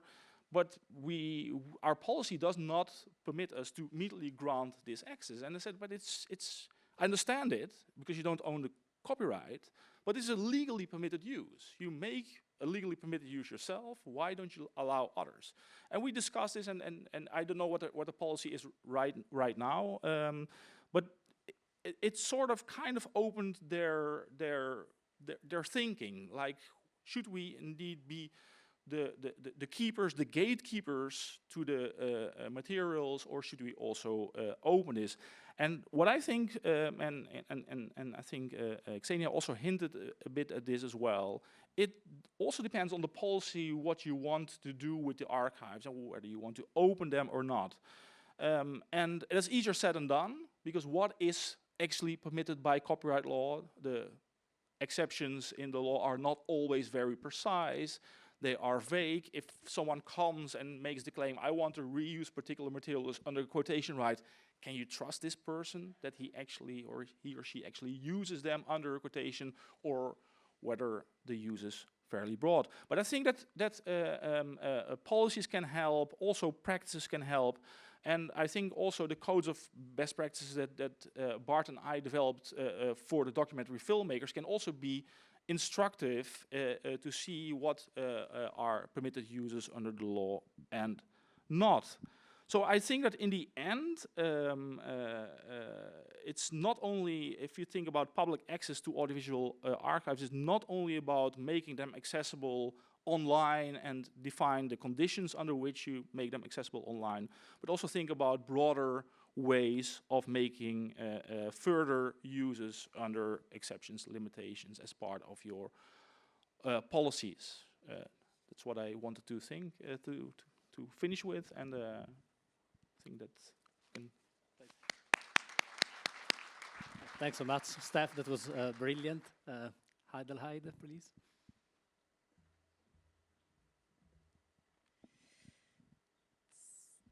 So I brought some slides. This is it. Okay, I found. Thank you. So you will give me a sign, right, when I am 2 minutes or something? Okay. So these chairs are really comfy. So you should try it in the break. Thank you for this invitation. And you can see in my title of the presentation, this is meant to be an empowering talk for you. So we had this big task, but we came out happy people, and I hope I can get this across. Are there any people from Germany here? Can you raise your hands so I can? Okay. Good. So never assume anyone knows the Federal Archives, not even in Germany, but this is certainly then not my home turf. So I thought I'd bring you so you can better understand where we come from and where we want to go. Bring you a couple of facts about us. So we are essentially a paper archive, and this is why we count how many kilometers of paper files we have. So we have like 540. If you think about this in like one piece of paper after the other and you drive along it with your car, you're quite some time on the way. I am from the Department of Audiovisual Media, so this is where all the other things come in. We have 250,000 film works, we think. If you work in a broadcast archive, you probably don't think this is a lot, but we consider this a lot, and it definitely keeps us very busy. We also have lots of photos, aerial photos and posters, and I need to correct this due to some late acquisitions. We have more like 20 million than 15 million, and we have to figure out what to do with that and how to digitize all that, and we also have sound carriers. So why is rights assessment so important for us? And you can see already I chose my words carefully. I don't say rights clearance, because we cannot do rights clearance, because we're archivists. We're not lawyers and we're not IPR specialists, but we are faced with these questions all the time. So access for the Federal Archives next to preservation is our main duty. And when I started in the Bundesarchiv a couple of years ago, my first role was being head of film access. So I had to deal with access. I had to make things available, and I had accessible, available, and I had to figure out how to do this best. And as you all know, AV material is difficult, and as I said before, archivists usually don't have the best knowledge about copyright. So I convinced our management in 2020 to hire 2 additional staff members on a project basis for 5 years, and in order to clear 8,000 film works and develop a rights clearance workflow. I thought back then, being very optimistic, that if I just developed a good rights clearance workflow, looking in the Orphan Rights Directive at that time, and if we just spent a lot of time, we would come to conclusions and we would clear copyright. So that's certainly not how it turned out. But here is, before I start into our results, I want to give you here the proof of that access is our main duty. And it's, I apologize for the German, but we have our own law. It's the Bundesarchivgesetz, and it clearly states, and you don't have to translate this now, but trust me on this, that we have to grant access to everyone. So our law is an access law, and we have to justify when we don't make things available. So, and to give you an idea of what we have to deal with in the Department for Audiovisual Media, we have around 20,000 written requests. That's not only one film or one photo, it can be up to 100 films. So it's more like a project that this represents here. So again, I don't know if you think this is a lot, but it clearly also keeps us busy. And answering these emails and sending out files on a email by email basis is very tedious and it's time consuming. So, and we also welcome visitors on site, but digitization is key for access, and this is where our efforts go. So what have we achieved in this project? I brought some numbers for you. As you maybe remember, I promised 8,000 film works, and we managed to do a couple more. We have rights records for over 50,000 film works now, which I consider a success. We also learned a lot on our path. And maybe it's interesting for you how these rights records are split. So we have 8% of these entries are public domain. And as you also know, it's even, this is the most difficult thing for me to say something is public domain, so we're very careful with this assessment. 35% we know the rights holders, and over 3,000 of those are within our own rights. And 57% of these are registered in the EU IPO portal, which Xenia has explained so well to you, so I don't have to do this anymore. During our project, 4 things happened. First, most of what we thought was in our rights wasn't, so that was very important to understand. Then a plan for an online platform became a more concrete project. So I knew why I was doing this, because it is not about giving access to our material, this is about publishing it online. So this is why we need the EU IPO portal, because this is what it can give institutions. And we started it in 2024. And in our collection database, we got a rights module, because this is also very important. If you have rights information that you want to document, you need a place to do this, and you need to be able to search and filter in a meaningful way. And the out-of-commerce works. So when we started, I think I didn't even imagine that something like this could happen. We were developing a workflow for the orphan works, which, I don't know, any of you ever used this? It's impossible to use, I think. So I didn't find a way. So it was like this gift from heaven when this out-of-commerce works appeared. And Germany was very fast in implementing this. And we could talk to the Ministry of Justice, and we had stakeholder talks, and it was really, really good to do that. It helped us a lot. So just to also show you how the EU IPO portal works, and this is the amount of works that we have registered. I could go into detail, I won't. It's still a lot of work for us because we don't have a nice API and we can just deliver the works, but it's also fine because I'm happy to do this on a 1,000 per 1,000 batch basis because we still check copyright, right? Even if we don't have to do this. And we will go more into paper as well, and well, we still need to discuss photos and posters. I wanted to also show you how our online portal looks. Feel free to explore it. It will look better eventually. We're working on it, but I think it does what it should at the moment, because we started with the film materials, which is for a paper archive is quite unconventional, but we also gained a lot of experience there. And here is my results and our success. So we have, again, you probably don't think this is a lot. For us, this is amazing. Over 10,000 files that we can stream. And I thought it would be interesting for you also to see the distribution of years. Although we focus a lot, or our rights assessment focuses a lot on the 40s, because this is, we have a lot of films from the NS period, so quite clearly. But when I see this, it's actually quite spread out over, I don't know, basically the whole 20th century. So, looking forward to the discussion. Thank you so much, Heidi. Actually, can I ask you to put that slide back? I think it's a nice one to illustrate the discussion. I think this is a really important slide, really, because if you look at the similar graphs, for example, Europeana in 2015 produced a similar visualization of the items available via Europeana. And there you can see a huge gap. Basically, you can see a drop, more or less, where you can see it there, like in the 1940s. And then basically very little is available until recent years, where things become available again through rights clearance. And that was called, well, I don't know where I'm standing. Yeah, that's really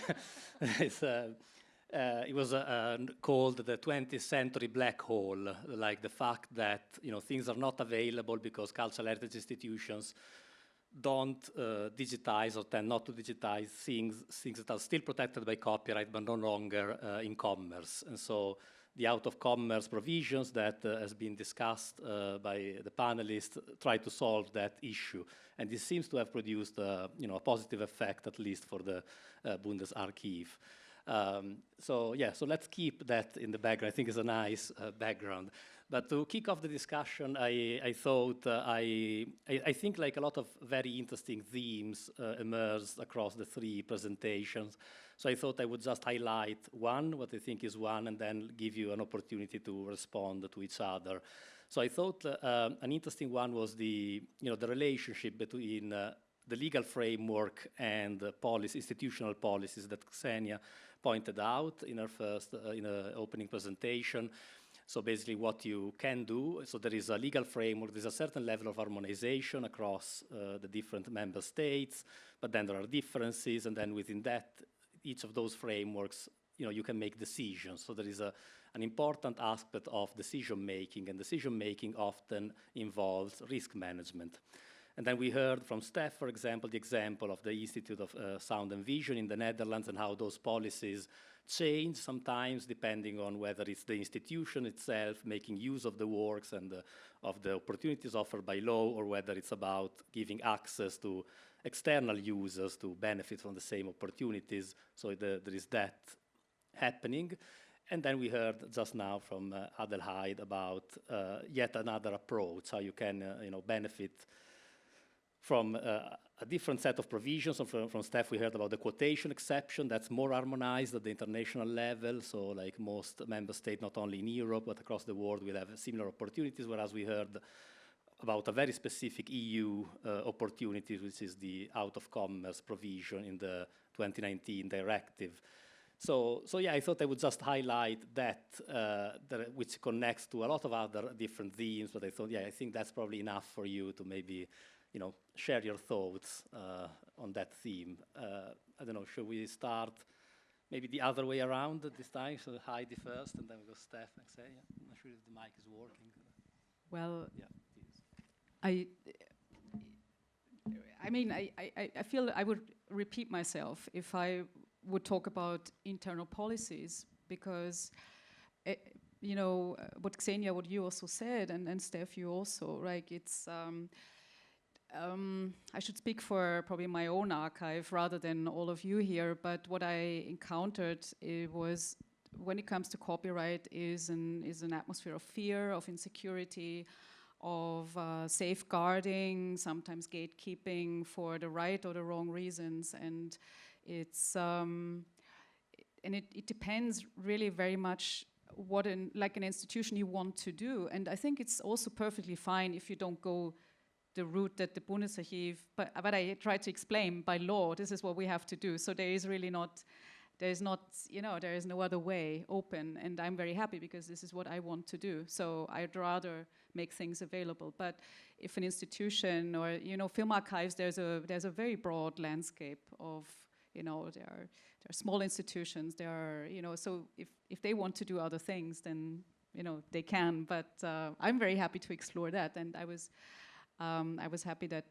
internally we had also brave people and brave deciders that encouraged me to go along this road, because it's legal, but still sometimes you need a bit of convincing people that this is what you should do, and also of the benefits that it would bring you as an institution, because it's probably also not clear to institutions what benefit do they actually have of giving access, right? Yeah, I liked your first point where you said I'm taking my language very careful, and I will not speak about rights clearance but rights assessment. I think that's actually the correct approach, because the things, when you start with, okay, I need to clear those rights, I need to find right holders to ask them for permission, that's first of all possibly impossible because you can't find rights holders, and then you can think of, this might be orphan works, and I need to show that I searched for the rights holders, whatever. But that's on a work by work basis. That's just impossible. And an assessment, and I think it also depends a bit on how you do it. You can, for example, already make the split between what are clear public domain works and where are rights involved. That's a clear separation, although difficult to make, I think. Especially when there's little evidence on when something was first published, who the author is, etc. So that can be challenging, but even if you take a careful approach there, you can still make that split. And second, see indeed what the law permits, and whatever the law permits, you don't need to clear, right? I mean that's an advantage, even though what the law permits can also be sometimes a bit obscure, like the out-of-commerce works provisions in the directive of 2019. They have actually a split approach. If there is a collective rights management organization in your country that you can go to, you can clear the rights with that collective rights management organization, and otherwise you can fall back on an exception and reuse particular works under that exception. I know in the Netherlands that raises lots of confusion because we have many collective rights management organizations who all claim to be representative of the authors or the rights owners that they represent. But that's sometimes challenged by the cultural heritage institutions saying, how representative are you really? And we rather rely on an exception, also because then, of course, they don't need to pay any remuneration. So that's also like it seems like a solution on paper, but in practice it's more difficult to do this. So also in your, so probably it depends on a country by country basis. Maybe in particular countries there are clearly no collective rights management organization, and you can always rely on the exception, which is, I think, like a blessing if you are in such a situation. But in other countries it might be more difficult to make that assessment up front. So how do you go about this as an institute? That's my... that's the difficult thing that you would face as an audiovisual archive, I think. So, talking about CMOs, we have 16 in Poland, and they are also all representative until you want to get the license.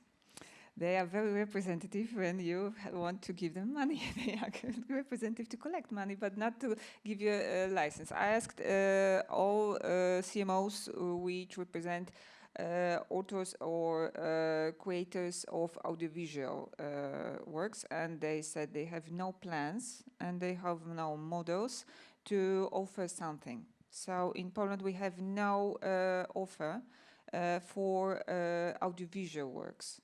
If it comes to use or reuse, we should ask if we are using the material item, or the work. So many times we can use this work as an item with an exception for education, for other reasons. And we have a lot of exceptions from InfoSoc directive. And the Poland is maybe the only country we get all exceptions from InfoSoc, absolutely all. So institutions have no good, reasonable knowledge of using of these exceptions. For example, for collaborating with schools and universities, how they should do it.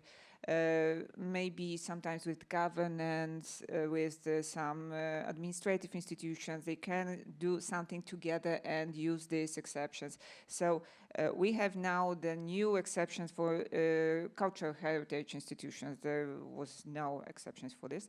And maybe we should focus on these exceptions until CMOs or any other organizations or ideas to provide the license for heritage institutions will practically work, because it probably need the revision of this idea.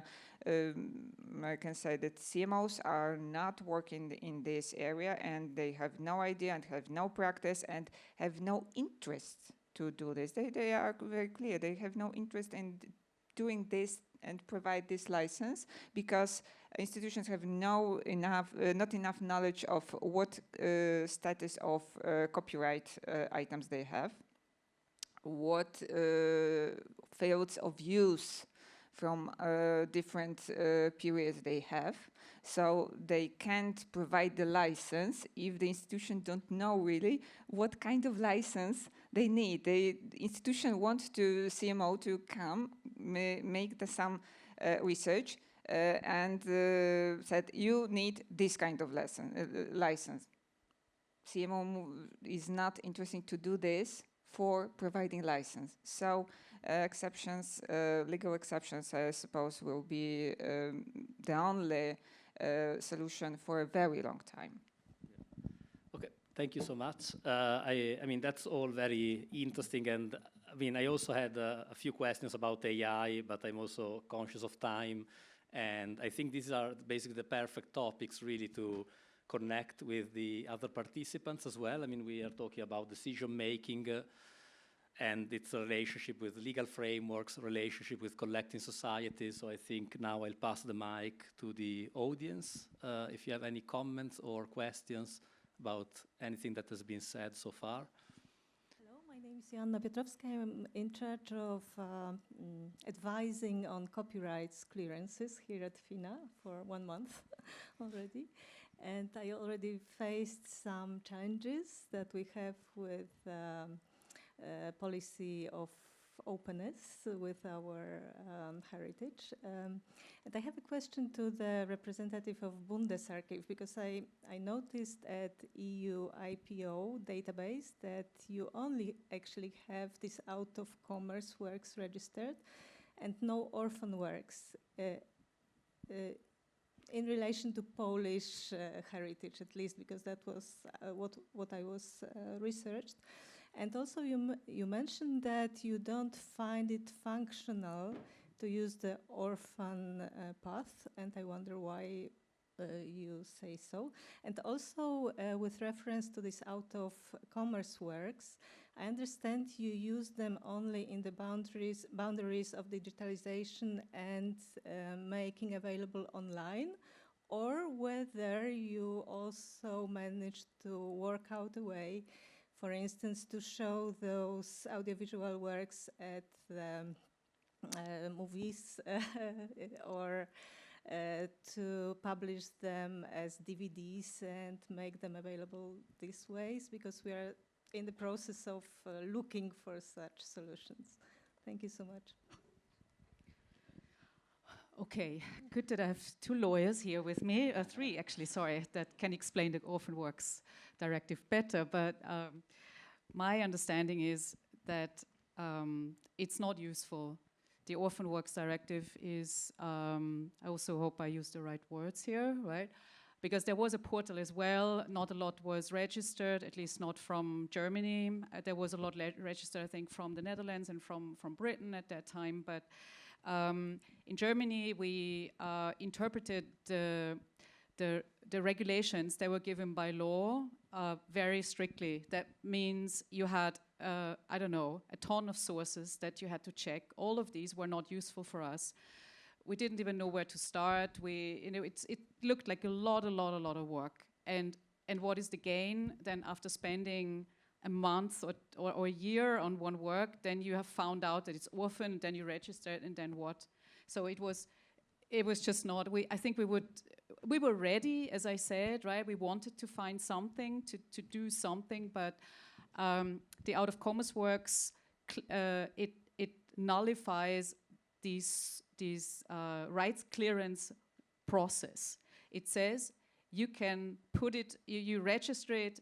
It has to be out of commerce. That is a very interesting point as well. But it has, you can, even if you know that there are still rights involved, you register it. You don't have to clear the rights. And this is this was the amazing thing that I couldn't believe. And I asked, like many people say, is this really true? I don't have to make this protocol of all the sources that the law gives me that I have to check. And they said, no, this is exactly the idea. Because I think the policymakers understood, the lawmakers, that the out of commerce works should be a step forward. It should help the archives. So I hope I answered this correctly. If not, here are 3 people. And yes, we use the EU IPO for online. I would say luckily we don't distribute any DVDs. We also don't have I don't know, like we have a cinema, but you wouldn't call it a cinema. So because it really only allows us to put it online. We don't have to we cannot commercialize it. And since we don't intend to do this, for us that's okay. But I don't know, I think if you want to put films on DVD, you probably have another way of doing this in a risk assessment management process, and you probably, I don't know. It depends really what you want to do. But if you register the film, I think you cannot also commercialize it. Stef, Xenia, do you have any additional comments? No, I think that most has been said. I think that the Orphan Works was a first start to allow making available of works, but the reasonably diligent search requirement is a too high threshold if you have huge collections. I mean, if you have 100,000 of works, and probably you have even more, you talk about millions, it's just too time-consuming to do this as an archive, and that's a big barrier. The out of commerce, I think in terms of the repertoire, it kind of overlaps at least to some extent. It has a different definition. Orphan works are works where you can't find the rights holder anymore. Possibly for out of commerce, you can still find a rights holder, but since it's not in commerce anymore, you can use it legally, and that's indeed a huge step forward if you want to make your collections available. And since you don't need to do this on a work-by-work search basis anymore, it's much more beneficial for massive reuse of materials, I think.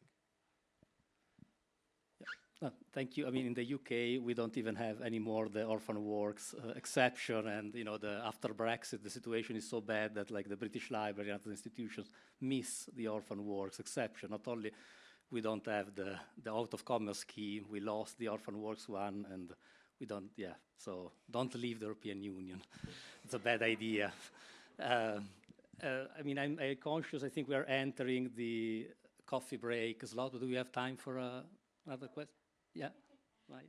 So first to comment maybe the out of commerce in Poland, I think we're still struggling with using it here as well. We have to go most of the time through the CMOs.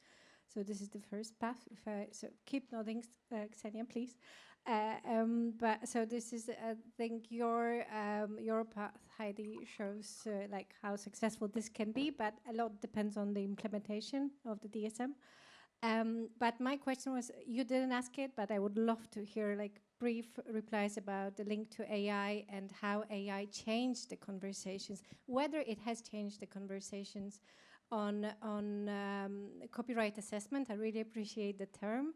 Also to build a bridge to what Alec was saying, that we are, and the theme, the title of this gathering, so we are reframing.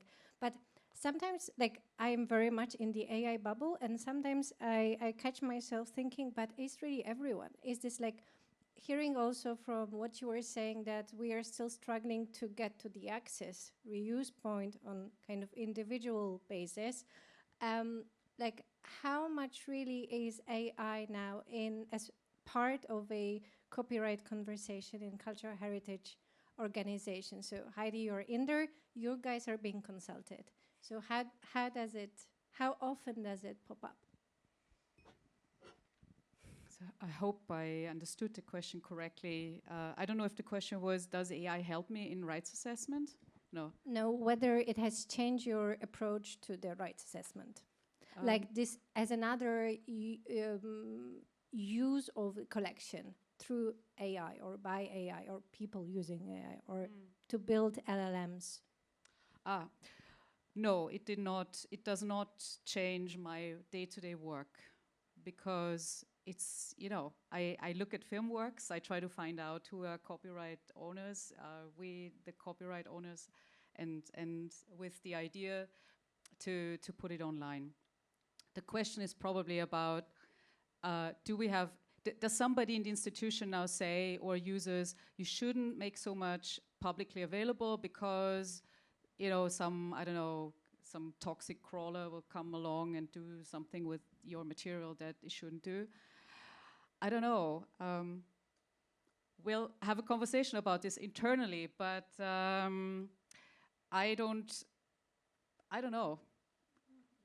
We don't have a policy yet in place, but what I can say is that it's really frustrating that you can see my talk here is like 5 years of trying to do something, and now AI is used as a way of scaring archives again and saying, well, you shouldn't do this because something will happen. And for our collections at the moment online, I know that we had put this robots.txt file in place, so we are not even indexed by Google.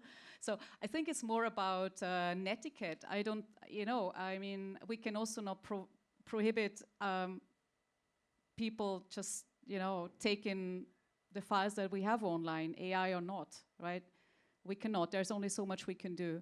And the conversation is probably more of I should distinguish between what I as an institution should do, and maybe ask the other side of, why don't you see a problem here? You shouldn't do this, right? We should come to an agreement here. But I think you said something about when you want to probably say it yourself, like that AI, AI should be allowed the same things that humans are, something like this. Maybe you want to elaborate?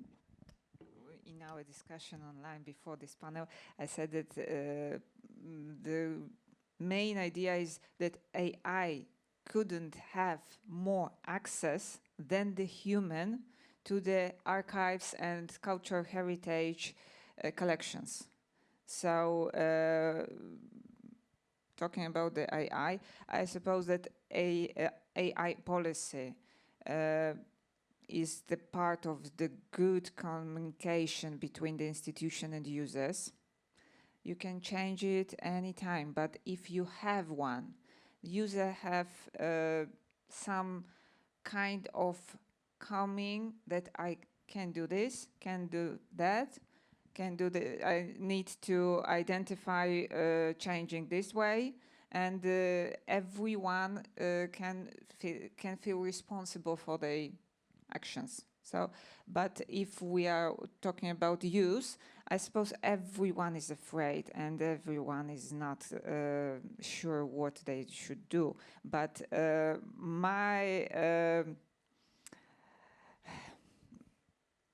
maybe every institution want to be sure that they work legally and action legally. So policy can help with it.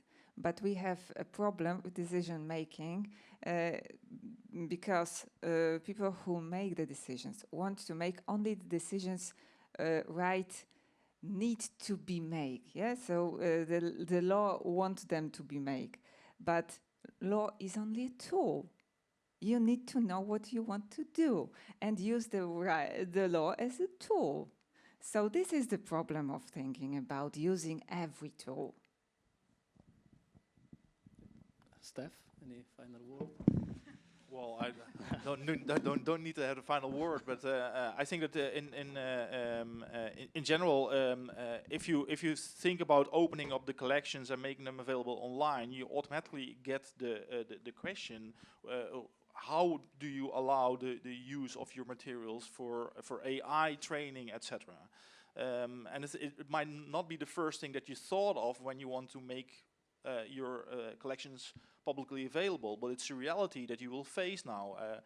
I think that was the copyright paradox that Alek Tarkowski talked about. Like, you don't want to have your full archive ending up as a file. What was it? Yahoo, Flickr, 100 million.